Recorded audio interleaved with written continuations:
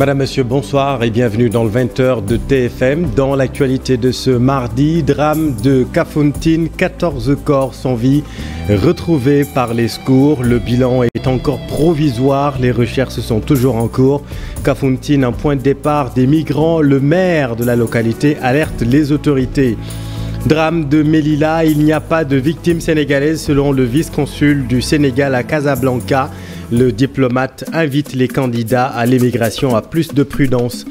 Lancement du nouveau plan stratégique national d'amélioration de la gestion des urgences sanitaires. Près de 40 milliards de francs CFA mobilisés.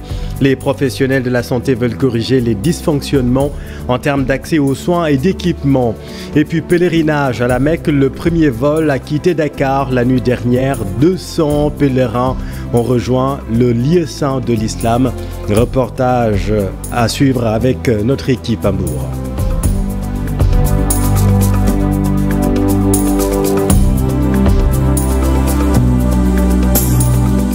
Drame de Kafountine, 14 corps sans vie retrouvés en moins de 24 heures et le bilan, hélas, est encore provisoire ce soir. Les secours poursuivent les recherches. Les derniers développements dans cette affaire avec Boubacar Diassi et Lamine Mantiank. Le nombre de morts ne cesse d'augmenter à la suite de la catastrophe ayant eu lieu dans les bolons des îles de la commune de Kafountine. C'est d'abord un corps qui a été retrouvé par les chercheurs. 24 heures plus tard, l'on parle de 8 voire d'une dizaine de corps retrouvés. Selon nos informations, le nombre de rescapés est de 92 personnes, dont 2 femmes. Pour rappel, c'est une pirogue remplie de candidats à la migration irrégulière, au moins 150 personnes selon nos informations, qui a pris feu dans les bolons de la commune de Kafountine, notamment entre les îles de Hilol et Kassel, dans la nuit du dimanche au lundi. Aucune information officielle pour le moment sur les causes de l'incendie à bord de la pirogue. Mais selon nos informations, c'est l'un des occupants qui aurait allumé sa cigarette et sur ces entrefaites, l'essence qui est entreposée dans des bidons aurait pris feu. Au moins une deuxième version existe aussi. Mais quoi qu'il en soit, les recherches se poursuivent. C'est la Marine nationale, la Gendarmerie nationale et les sapeurs-pompiers qui sont engagés dans ces recherches. Ils y sont aidés par les populations. Oui, Boubacar, et le bilan fait exactement de 14 morts, 14 corps sans vie retrouvés pour l'heure. Et le maire de Kafountine déclenche le tocsin pour David Diatta. Kafountine est un point de départ des migrants. Selon lui, l'État doit mieux sécuriser ce site balnéaire. Le voici avec notre équipe dans le sud. Je suis sous le choc au moment où je vous parle.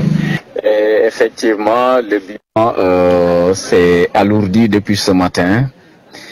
En plus du corps qu'on a repêché hier, aujourd'hui on a repêché 13, ce qui porte le nombre à 14.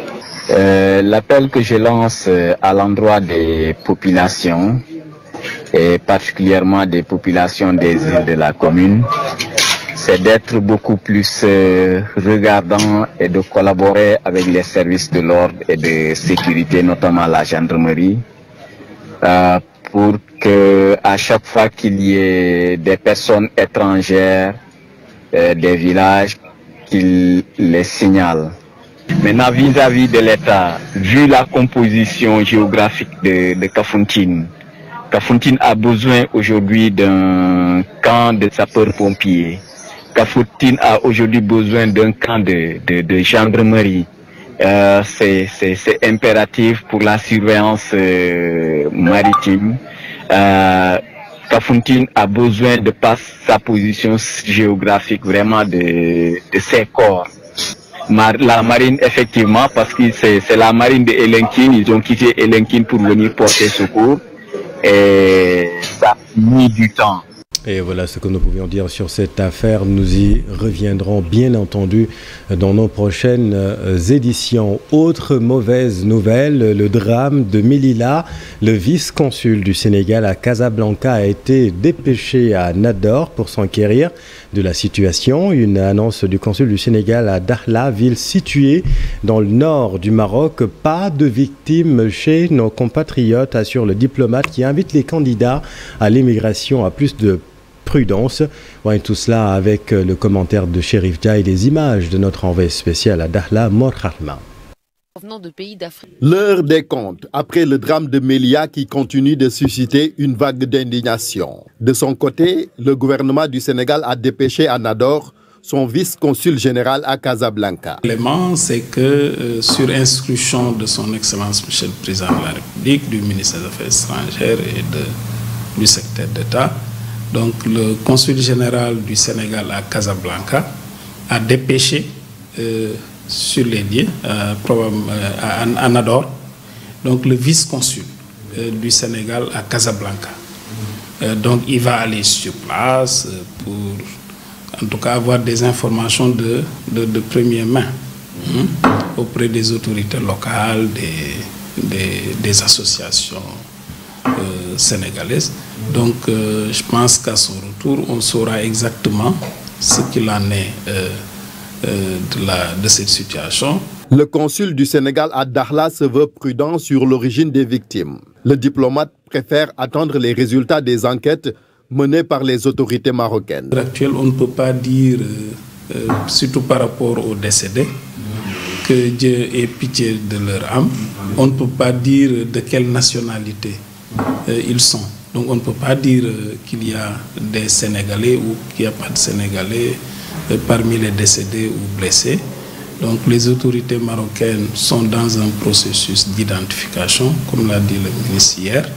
Et donc attendons en tout cas la suite de ces enquêtes pour pouvoir vraiment parler non seulement des blessés, des décédés, mais aussi des responsabilités des uns et des autres. Le nord du Maroc, une zone de transit pour les migrants qui veulent rallier l'Europe. Du coup, le Sénégal a ouvert un consulat depuis l'année dernière à Dakhla pour mieux prendre en charge ses ressortissants, invités à mieux organiser leur voyage. Là est une plaque tournante, malheureusement, de l'immigration. Et je dirais d'ailleurs tout le sud, de Layoun à Dakhla, parce que c'est pratiquement près de 700 km de côte entre les deux régions, la région de Layoun, Sakia El Hamra et Dakhla Oued et Dahab. Donc en général, beaucoup de jeunes de nos pays qui échouent dans leur tentative de rallier l'Espagne à partir de nos côtes, en général, échouent ici, au Maroc, et surtout à Dakhla et à Layoun. Donc on a de fortes communautés de subsahariens, dont beaucoup de Sénégalais ici, à Dakhla, mais également à Layoun. Donc comme je le dis souvent à mes compatriotes qui sont ici, la migration doit être un projet. Officiellement, aucun Sénégalais n'est parmi les victimes de ce drame qui a au moins coûté la vie à 23 personnes. Merci Chérif.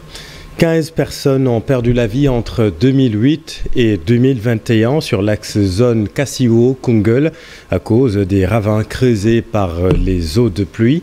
Une situation pénible pour les populations, comme vous le voyez sur ces images. Elles ont tenu un point de presse pour crier leur détresse. C'est un sujet réalisé par Omar Diaye et Boubacar Falbop. Devant un ravin qui déborde, empêchant 22 villages de rallier Koungheul à cause de la route coupée par les eaux. Les populations ont exprimé leur colère face aux nombreuses pertes en vies humaines notées sur cet axe en période d'hivernage. C'est uniquement par cette route que les populations peuvent rallier Koungheul. Pour se soigner ou pour se ravitailler, nous devons aller jusqu'à Koungheul. Et c'est en empruntant cette voie. Malheureusement, beaucoup de personnes perdent la vie en traversant le ravin. Au minimum, une quinzaine ces dernières années. Les premières pluies ont été enregistrées il y a à peine 15 jours et pourtant, déjà une personne a perdu la vie ici en essayant de traverser. L'année dernière, c'est un enfant qui avait quitté le domicile de sa mère pour se rendre chez sa grand-mère et qui a perdu la vie ici, noyé. Et à 20 mètres d'ici, vous verrez des tombes de gens qui sont morts, noyés et enterrés sur place. Face au danger que représente la traversée, beaucoup d'élèves sont obligés de ne pas se rendre à l'école et de rester chez eux. Il arrive que les élèves ratent leurs examens, faute de pouvoir traverser pour se rendre au centre. Et parfois, les enseignants ne font pas cours parce que les élèves n'arrivent pas à traverser pour venir en classe. Imaginez un élève convoqué à 7h30 et qui doit faire 7 km pour contourner le ravin.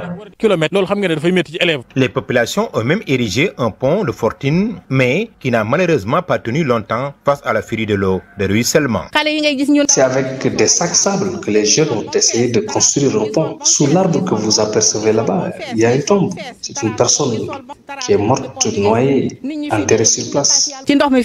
Après avoir perdu 15 élèves sur ces routes, les populations déclarent ne plus souhaiter assister à un autre drame. Elles interpellent le chef de l'État pour une solution définitive. Koungheul, Omar Ndiaye, RFM. Et TFM, merci beaucoup Oumar. Et puis des enseignants du Sud-Est accusent le recteur de l'université d'avoir retenu leur salaire 5 mois durant. Selon la secrétaire générale nationale adjointe du Sud-Est, ils n'ont pas été notifiés de cette décision qu'ils jugent illégale. Leur porte-parole avec Fatima Touré. Cela fait 5 mois maintenant, depuis le mois d'octobre, que mon collègue et moi, dans ce qu'il est convenu maintenant d'appeler la crise à l'IFE, nous sommes privés de salaire. Je dis bien privés de salaire car il ne s'agit pas d'une coupure. Il ne s'agit pas d'une coupure de salaire parce que ce n'est pas administratif.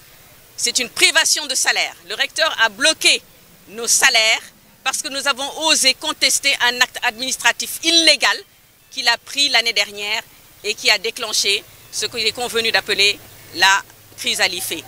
Donc, nous voulons qu'il rétablisse nos salaires qu'il a bloqués sans procédure administrative. Ce que nous demandons, c'est très simple. Nous ne demandons aucun avantage, nous ne demandons rien.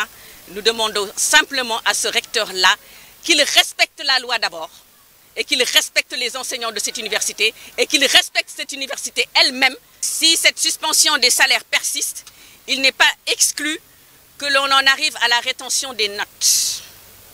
Je pèse bien mes mots.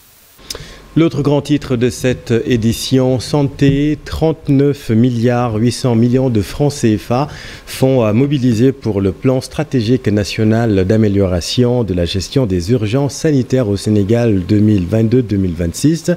Beaucoup d'établissements publics de santé ne répondent plus aux normes.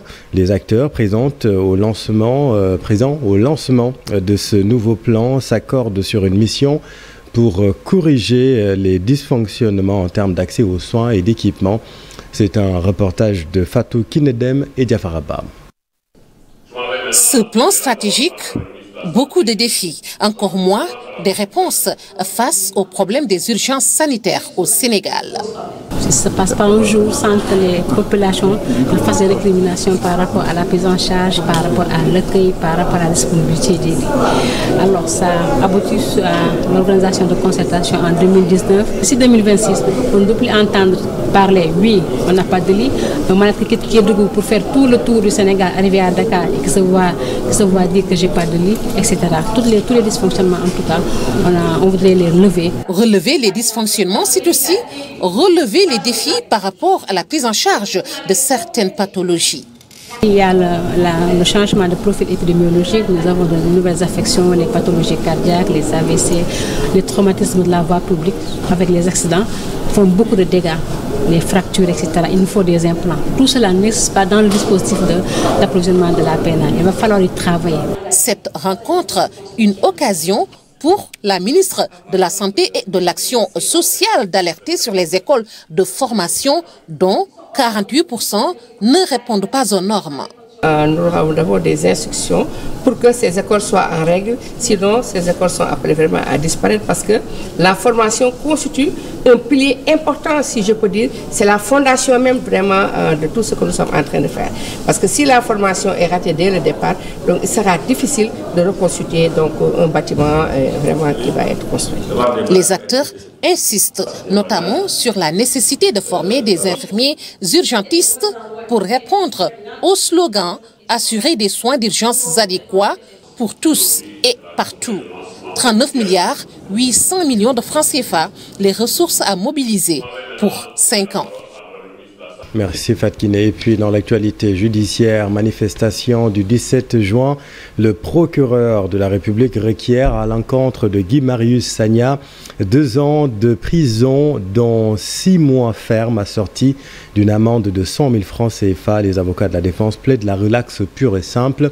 L'audience est toujours en cours du côté de Ziguinchor. Inauguration de la salle de simulation de scènes de crime de l'École nationale de police. La salle inaugurée ce matin a été construite et équipée par la GIZ dans le cadre du projet de renforcement des capacités de la police nationale du Sénégal dans le but de contribuer à l'amélioration des capacités individuelles, notamment les conditions sous-tendant le professionnalisme des formations et du travail sur les scènes de crime. Monique van der Steen est le chef du projet de renforcement des capacités de la police nationale et il est avec Habib Faye. La salle inaugurée aujourd'hui a été construite et équipée par la GIZ dans le cadre du projet de renforcement des capacités de la police nationale du Sénégal et dans le but de contribuer à l'amélioration des capacités individuelles, notamment la condition soutenant le professionnalisme des formations et du travail sur la scène de crime. Je suis ici aujourd'hui avec des sentiments mitigés. Je suis heureuse et fière que nous soyons réunis tous ici aujourd'hui pour vous remettre ce merveilleux centre de formation. Mais aussi je suis triste parce que je réalise aussi que c'est la cérémonie aujourd'hui, c'est la dernière activité officielle de notre projet. Malheureusement, un projet de 3 ans prendra fin.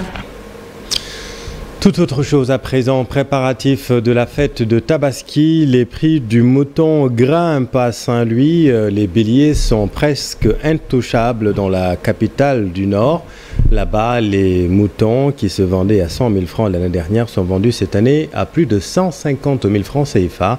Voyons tout cela avec Ousseynou Diop et Habib Sek. Quelques jours de la fête de l'Aïd el-Kébir, le forail de Daro dans la commune de Saint-Louis n'est pas bien fourni en moutons.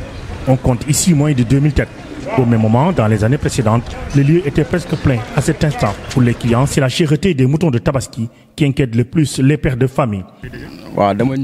J'étais venu pour acheter un mouton de Tabaski. Malheureusement, je vais rentrer car les moutons coûtent très cher à Daro. Je suis très inquiet car j'ai pas beaucoup d'argent et les moutons coûtent très cher. Ici, les prix varient entre 150 et 200 000 francs CFA. Les moutons arrivent à compte-gouttes dans le forail, ce qui inquiète nos interlocuteurs. En cette période de l'année dernière, il y avait beaucoup de moutons, mais c'est très compliqué cette fois-ci. Dans le site, il n'y a rien. Et il reste moins de 2 semaines de la Tabaski. Vraiment, c'est pas rassurant. Les Sénégalais n'ont pas d'argent. Nous vivons une année difficile avec la flambée des prix. C'est pourquoi il sera très difficile de trouver un mouton de Tabaski. Pour certains vendeurs, la marche non encore autorisée le 29 juin est la cause de la réticence de certains vendeurs mauritaniens qui attendent toujours le dénouement de cet événement pour venir à Saint-Louis. Beaucoup de vendeurs attendent après le 29 juin. Ils sont au courant que le 29 il y aura une marche au Sénégal. Et ils attendent parce que c'est pas sûr de venir.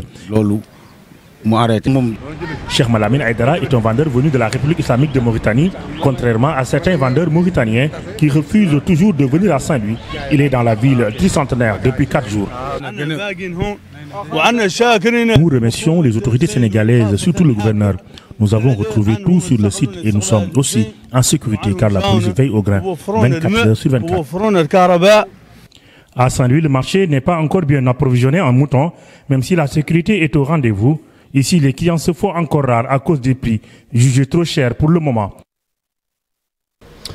Merci Ousseynou. Pèlerinage à la Mecque 2022. Le premier vol a pris les airs la nuit dernière avec à son bord 200 pèlerins. Une occasion pour la ministre Aïssata Tall Sall d'inviter ces pèlerins à se comporter en dignes Sénégalais, en de bons musulmans. Un appel bien entendu par les pèlerins qui sont très heureux de retourner à la Mecque après 2 ans sans pèlerinage causé par la pandémie Covid-19. Abdourahmane Diallo et Mamadou Gueye. Le premier vol destination Mecque a quitté hier soir Dakar. Le ministre des Affaires étrangères invite les pèlerins à se comporter en dignes Sénégalais et en de bons musulmans. Priez pour le Sénégal. Ce soir, c'est comme si le président Macky Sall vous avait transmis le drapeau du Sénégal entre vos mains. Partout où vous serez, dans les lieux saints, dans ces lieux sacrés, n'oubliez pas que vous êtes des Sénégalais. N'oubliez pas que vous avez le drapeau du Sénégal entre vos mains. Comportez-vous en digne Sénégalais, c'est-à-dire en bon musulman et en digne citoyen. Plus de 200 personnes étaient à bord de l'avion. Ces pèlerins ont hâte de partir dans la ville sainte de l'islam. Ça me fait vraiment plaisir. Ça fait 2 ans qu'on ne peut pas partir à la Mecque. Tout le monde l'attendait. Vraiment, c'est intéressant. Je souhaite tout le monde bon voyage. Je suis vraiment contente. Ces pèlerins sénégalais qui partent à la Mecque au moment où le climat social est en ébullition comptent prier pour notre pays. Ils invitent aussi au calme. Cette occasion nous permet aujourd'hui de faire un appel aux Sénégalaises et aux Sénégalais pour des élections transparentes, calmes et paisibles. Pour qu'au lendemain des élections législatives, le Sénégal reste un pays et indivisible.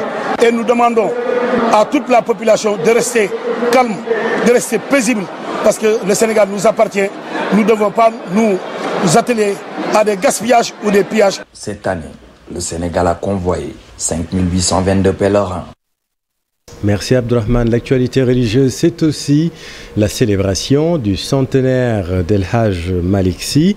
Découverte de la Zawiya de Dakar, ici au plateau, autre lieu culte symbolique du parcours de Mamadou Malick Sy. Reportage Habib Faye à Lundiagne.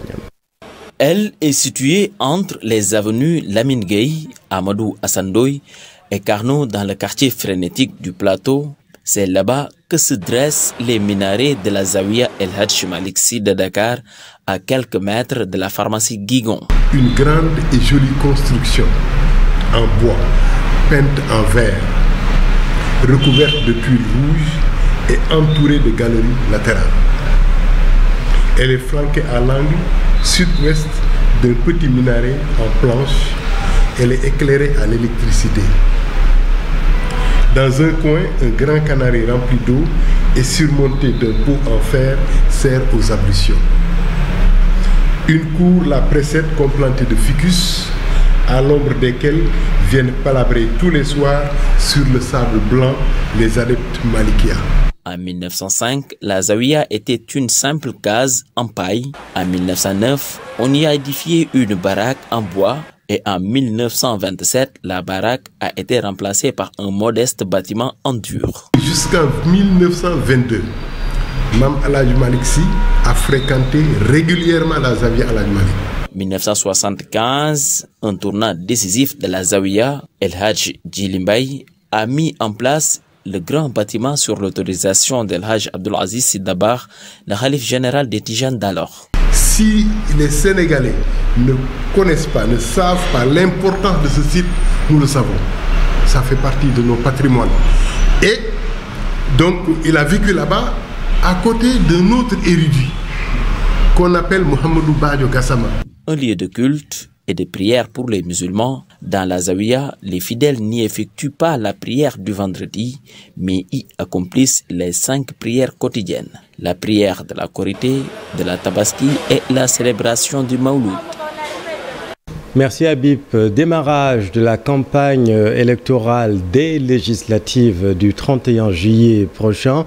Le CNRA a procédé ce matin au tirage concernant l'ordre de passage des différentes coalitions à la télévision nationale. Pour cette année, des réajustements ont été faits compte tenu de la fête de Tabaski qui sera célébrée le 10 juillet. Les premiers enregistrements sont prévus donc le vendredi 8 juillet. Explication Fatima Touré et Youssou Diatta. Tout a été fait devant les caméras. Un tirage consensuel pour déterminer l'ordre de passage des 8 coalitions de partis qui vont briguer le suffrage des Sénégalais aux élections législatives du 31 juillet prochain. Nous proposons que les différentes listes fassent 2 enregistrements le vendredi. Un enregistrement qui va passer le dimanche, jour tabaski férié. Un autre enregistrement qui va passer le lendemain lundi, jour férié comme vous le savez, la tabaski tombant un dimanche. Étant entendu que tous les programmes des partis devront être déposés à la RTS avec copie au CNRA 72 heures avant. Cette année, des réajustements ont été faits compte tenu de la célébration de la Tabaski, mais aussi beaucoup d'innovations majeures. Nous avons ajouté qu'un de vos mandataires soit à la RTS, à la cabine de montage, et valide ce qui est monté par rapport à l'autre déshydratant.